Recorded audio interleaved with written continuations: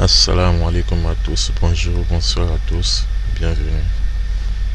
On va vous parler d'un autre conflit avec des précisions quant à la réponse de la riposte d'Israël. Mais d'abord, ces deux informations qui nous sont parvenues. Le numéro 2 du Hezbollah appelle, je cite, à frapper partout en Israël. Mais en même temps, ce même numéro 2 du Hezbollah dit que la seule solution pour que les combats cessent, c'est effectivement de rentrer dans une trêve, dans une négociation et un cessez-le-feu. On se souvient des... Le Hezbollah n'a pas envie de rentrer en conflit avec Israël, en conflit ouvert avec Israël. Alors, quelle aurait-elle à chercher dans une guerre directe actuellement avec Israël? Cela ne fait pas partie de ses plans. Mais actuellement, Benjamin Netanyahu cherche à provoquer ses adversaires. Alors, si vous devrez amener un combat, le combat de votre vie, et que vous avez un plan pour ce combat, alors qu'est-ce que vous allez faire? Vous allez laisser que l'adversaire va décider du combat, du lieu, du date, alors que vous avez un plan, vous êtes en train de vous préparer pour le combat. Qu'est-ce que vous allez faire? Voici pourquoi le Hezbollah n'a pas envie de rentrer en conflit direct avec Israël, mais elle peut très bien se défendre. En plus,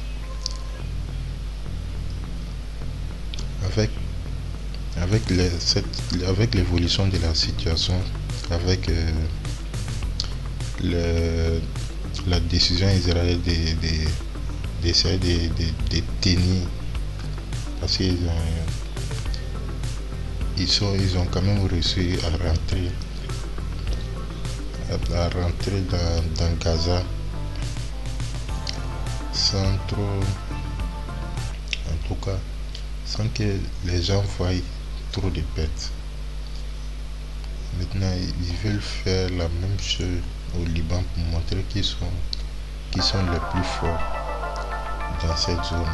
Les mots de Yoav Gallant, le ministre de la Défense israélienne, sur la réponse qui sera faite à l'Iran. Je cite, mortelle, précise, surprenante, une riposte qui fait depuis le 1er octobre l'objet de vives discussions, même de tensions, entre Joe Biden directement et Benjamin Netanyahou. Mais ce matin, le Washington Post nous livre des éléments sur les frappes qui devraient toucher Téhéran. Il n'est plus question, vous allez le voir, de nucléaire ni de pétrole, mais de cibles militaires. Alors, on va partir à Tel Aviv, retrouver Betsamé Salem. Bonjour Betsamé, merci d'être avec nous, notre correspondante. Est-ce que cela veut dire que les Américains ont eu gain de cause ou tout simplement qu'au final, Benjamin Netanyahou, le Premier ministre, fera tout simplement ce qu'il veut pour frapper l'Iran?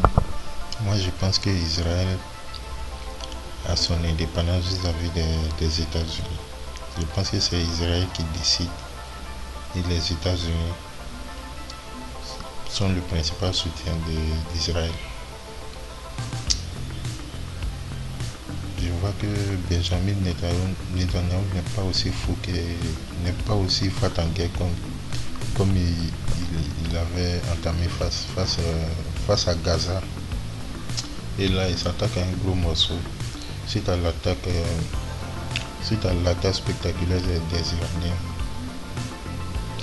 Je pense que certains armées se sont refroidis en Israël, notamment aussi suite au tremblement de terre. Quelques jours, environ un ou deux jours après l'attaque. Suite au tremblement de terre, il y a vraiment beaucoup de doutes. Si c'est vraiment un essai nucléaire ou si c'est un simple tremblement de terre. Beaucoup d'experts s'accordent à dire que c'est un essai nucléaire. Mais bizarrement, il y a un grand silence dans le monde occidental. Ça n'a pas été commenté dans le monde occidental. Il y a un silence une sorte de silence bizarre sur le sujet que je trouve ça pas normal. Voilà. Mais je pense que les États-Unis voient que s'ils attaquent l'Iran, ils savent que l'Iran va attaquer les sites pétroliers des Saoudiens et va attaquer aussi ses bases militaires. Si l'Iran attaque les sites pétroliers après qu'Israël a attaqué les sites pétroliers iraniens, le prix du pétrole va tellement flamber que le mode de vie des États-Unis, notamment des Américains qui prennent la voiture pour aller au supermarché, qui prennent la voiture juste pour ces trucs auxquels nous, dans notre pays, nous, on ne connaît pas ça. Écoutez, la réponse est dans le communiqué du bureau du Premier ministre qui a été publié en fin de matinée, selon lequel, oui, Israël écoute l'opinion des États-Unis, mais selon lequel l'attaque contre l'Iran sera basée sur les intérêts d'Israël. Alors cette attaque contre l'Iran devrait arriver bientôt, c'est ce qu'a déclaré le ministre israélien de la Défense, Yoav Gallant, il y a quelques heures. Pas beaucoup d'indices en revanche sur la cible de cette attaque. On sait que le Premier ministre s'est réuni à plusieurs reprises avec l'appareil sécuritaire depuis le 1er octobre, depuis cette attaque de missiles tirés depuis l'Iran. Ces réunions qui auraient pour objet non pas une certaine hésitation de la part d'Israël, mais selon des sources proches du dossier, qui auraient pour objet une préparation méthodique à cette attaque et aussi une préparation à la riposte iranienne, puisqu'il faut rappeler que Téhéran a promis de répondre durement en cas d'attaque israélienne. Et justement, sur cette attaque iranienne, qu'on redoute aussi ici, il faut rappeler que les États-Unis ont envoyé une batterie de défense antimissile qui est en route vers Israël et qui constituerait, selon certains experts ici, un cadeau justement de Washington en échange de cet engagement d'Israël de ne pas frapper les infrastructures nucléaires en Iran.